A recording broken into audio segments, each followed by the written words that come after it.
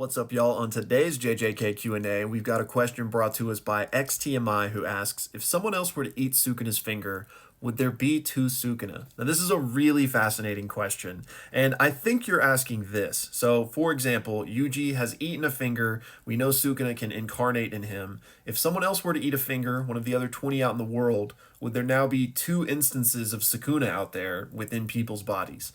So this has never happened in the show, so we don't have like a definitive answer to this, but we can explore some facts about this that we do know. And also this is going to be an anime-friendly answer, so no worries for manga spoilers. The first thing we need to talk about is what happens when a cursed spirit comes into contact with one of his fingers. And we've seen this more than once in the show. This is called a finger bearer cursed spirit. And so essentially Sukuna's power from his cursed finger will transform a cursed spirit into one of these things. So it's not the same thing as with Yuji, where Sukuna can like incarnate. Sukuna does not have control over this being. This being is simply empowered by Sukuna's cursed energy. So to move on to the crux of this question, what happens if another human were to eat a finger? Well, you gotta remember that these things are special grade cursed objects. And like Megami points out in the first episode, it is an extremely deadly poison. He thinks Yuji is for sure gonna die because he eats this. So 99% of the human population would just keel over if they were to eat a finger.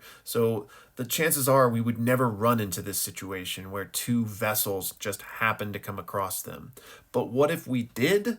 It's hard to say, because like I said, it's never happened before, but I guess it is theoretically possible. Now, we might be able to glean something from this hypothetical situation from one of Gege's answers in the JJK fan book.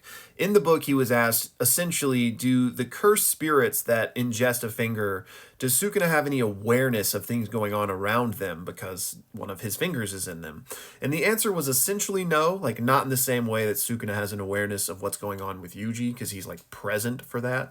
But he does have like kind of a vague sense of things that happen around them, which is how he knew that Megami used that incomplete domain expansion against the Finger Bearer Curse at the end of season 1 and complimented him on it. So that is at least some evidence of Sukuna having a fragmented perspective based on different parts of his body being in different places. And again, that was in a cursed spirit, which he's not in control of.